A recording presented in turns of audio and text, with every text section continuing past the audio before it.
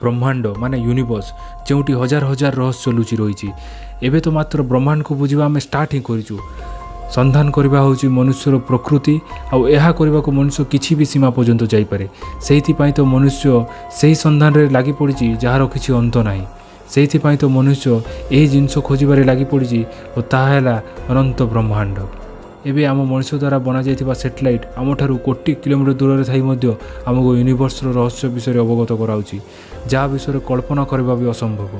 आज 43 वर्ष पूर्वे लॉन्च करा जाइथिला वॉयेजर 1 सैटेलाइट को। यही सैटेलाइटर नाम वॉयेजर 1 किंतु वॉयेजर 2 सैटेलाइटर 15 दिन पर लॉन्च करा जाइथिला। वॉयेजर 1 मनुष्यकृत एमिति एक सैटेलाइट जहाँ आम नील ग्रह पृथ्वी ठारू बहुत दूर रे अछि।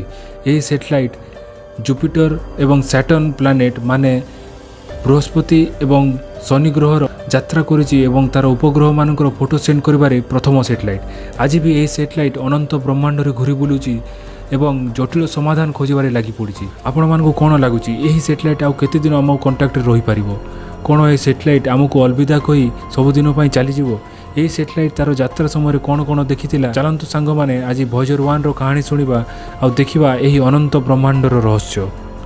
फ्रेंड्स, आज प्राय 43 वर्ष पूर्वे तारीख थिला 5 सेप्टेम्बर 1977। एमिति एक सैटेलाइट को पृथ्वीर अंतरिक्ष को पठागला जार उद्देश्य थिला आम सौरमंडल रे थिबा जुपिटर एवं सैटर्न ग्रह माने बृहस्पति एवं शनि ग्रहर कथा जानिबा पई।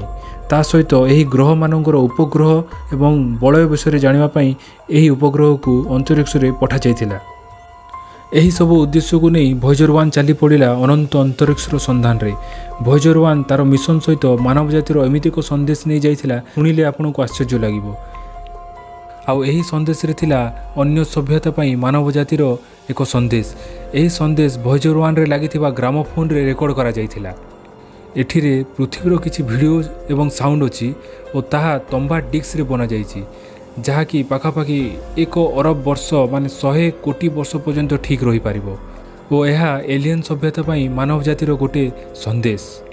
गति तुलन रे वॉयेजर 1 वॉयेजर 2 ठारू बेस द्रुत थिला। सेथिपाई वॉयेजर 1 एस्ट्रॉयड बेल्ट क्षेत्र को वॉयेजर 2 आगरू पार करिबारे सक्षम होइतिला। अंतरिक्ष रे लंबा यात्रा परे वॉयेजर 1 5 मार्च 1979 रे जुपिटर प्लैनेट पाखरे पहुंचीथिला। एही अंतरिक्ष यान बृहस्पति और तार उपग्रह और तार बलय हाई रेजोल्यूशन फोटो कैप्चर करी आम पृथ्वी को सेंड करथिला। एही यान द्वारा बृहस्पतिर चुंबकीय क्षेत्र रो विकिरण विषय मध्ये जणा पड़िथिला। एही यान ठारू बृहस्पतिर उपग्रह आईओ विषय मध्ये आश्चर्यजनक तथ्य जणा पड़िथिला।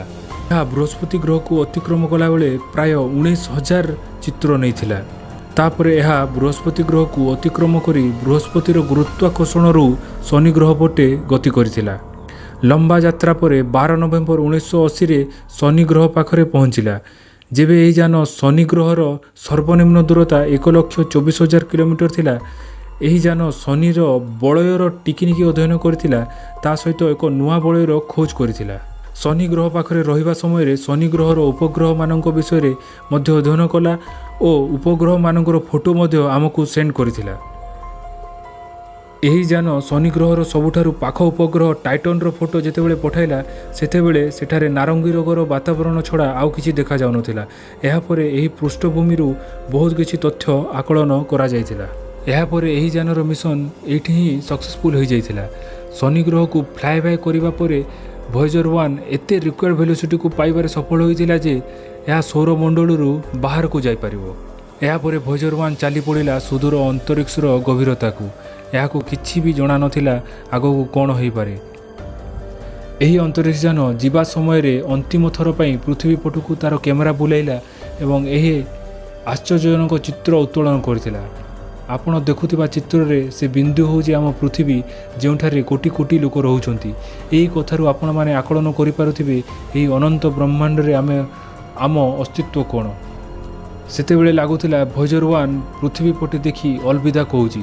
एही चित्र को 14 फेब्रुआरी 1990 रे 6 बिलियन किलोमीटर दूररू निया जाइथिला। वॉयेजर 1 2012 रे आम सौरमंडल बाउंड्री हिलियोस्फीयर को पार करी इंटरस्टेलर स्पेस रे प्रवेश करिथिला। ଏହା 121 एस्ट्रोनॉमिकल यूनिट्रु इंटरस्टेलर स्पेस रे प्रवेश करथिला। ଏହା ସହିତ इंटरस्टेलर स्पेस रे प्रवेश करबा वाला प्रथम मनुष्यकृत सैटेलाइट बनि जाइथिला।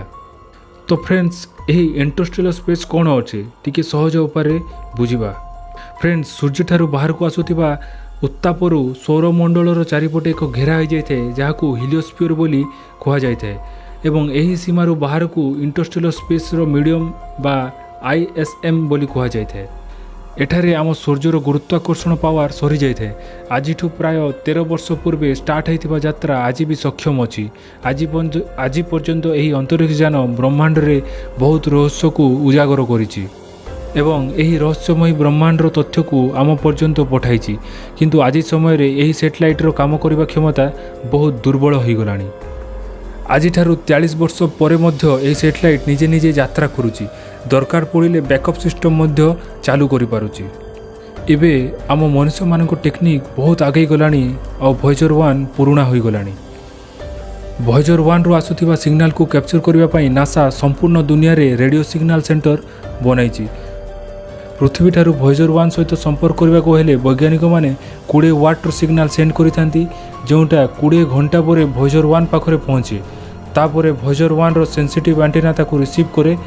तापर वॉयेजर 1 पुणी 20 वोल्ट सिग्नल अर्थ को सेंड करिथाए जहाँकि से सिग्नल पृथ्वी पर्यंत आसु आसु बहुत वीक हो जाए। जितेबले पर्यंत सिग्नल आम पृथ्वी को आसे आमको डिटेक्ट करिबारे कष्टकर हो जाए कारण सिग्नल रो फ्रिक्वेंसी बहुत वीक हो जाए और यही फ्रिक्वेंसी को डिटेक्ट करने नासा डीप स्पेस नेटवर्क रो साहाय्य नहीं थाए जहाँ साहाय्य वैज्ञानिक माने वॉयेजर 1 सहित संपर्क रे रही थांती। प्रथमरू यही मिशन रे जोग देथिबा वैज्ञानिक माने कहंती जे वॉयेजर 1 ब्रह्मांडर एते दूर रे अछि जोठारे शून्य अंधकार एवं ठंडा परिवेश छड़ा आउ किछि नाही। आमको बहुत सावधान सहित यही मिशन को जारी रखिबा पड़िबो। एठिरे पुराना हो जाइथिबा यंत्र माने मध्य बंद हो गलानी। यार कैमेरा को मध्य बंद कर दिया गलानी कारण अंतरिक्ष रे बहुत अंधारुआ आउ देखिबा पई आउ किछि नाही। इलेक्ट्रिसिटी बंचाई वॉयेजर 1 को ठंडा वातावरण रे गरम रखा जाउची। या सहित वॉयेजर 1 कम व्यवहृत होउथिबा उपकरण को मध्य बंद कर दिया जाइची। वॉयेजर 1 रो मात्र 4टी उपकरण ऑन अछि जार साहाय्य रे मैग्नेटिक फील्ड और सोलार विंड रो डाटा कलेक्ट करिबारे एवं पृथ्वी को सेंड करिबारे यूज करा जाउची और ता सहित वॉयेजर 1 एवं आम सहित कम्युनिकेशन स्थापन करिबारे मध्य करा जाउची। वर्तमान यह 148 एस्ट्रोनॉमिकल यूनिट दूर रे अछि। 1 astronomical unit equal to 15 crore kilometre थाए। तो प्रश्न होउजी आमे केबे पर्यंत ता सहित संपर्क रे रही परिबा। ए सैटेलाइट प्लूटोनियम पावर बैटरी रु यार काम करि आसुची। प्लूटोनियम रो डीके रो सृष्टि होतिबा हीट एनर्जी को इलेक्ट्रिसिटी बा इलेक्ट्रिक एनर्जी रे कन्वर्ट करूची किंतु यह भी ता जीवन रो अंतिम समय को आसी गलानी। जेमिति ए अंतरिक्ष यान पृथ्वी ठारू दूर को जाउची सेमिति ता सहित संपर्क करबा समय मध्य बढ़ी जाउची। वैज्ञानिक माने भावुचंते जे वॉयेजर 1 2025 पर्यंत यार बैटरी पावर सप्लाई बंद कर देबो। एथिरे लागिथिबा उपकरण बंद हो जिवो और आम सहित यार संपर्क मध्य तुटी जिवो। ଏହା ପରେ ବି ଏହା ଅନନ୍ତ ବ୍ରହ୍ମାଣ୍ଡର ଯାତ୍ରା କରୁଥିବ ପରେ ନା ହିଁ ଆମେ ତା ସହିତ କଣ୍ଟାକ୍ଟରେ କରିପାରିବା ନା ହିଁ ସେ ଆମ ସାଙ୍ଗରେ କଣ୍ଟାକ୍ଟରେ ରହିପାରିବ। ଯେତେବେଳେ ଭଏଜର 1 ସହିତ ଆମ ସମ୍ପର୍କ ବନ୍ଦ ହୋଇଯିବ ସେ ସମୟ ବହୁତ ଦୁଃଖଦାୟୀ ଥିବ। ଆଜି ପାଇଁ ଏତିକି। ଆଶା କରୁଛି ଆପଣମାନଙ୍କୁ ଏ ଏପିସୋଡ଼ ଭଲ ଲାଗିଥିବ। ତ ଭଲ ଲାଗିଛି ତାହେଲେ ଆପଣମାନେ ଲାଇକ୍ ଓ କମେଣ୍ଟ କରି ଆପଣଙ୍କର ଭଲ ପାଇବା ଜଣାନ୍ତୁ।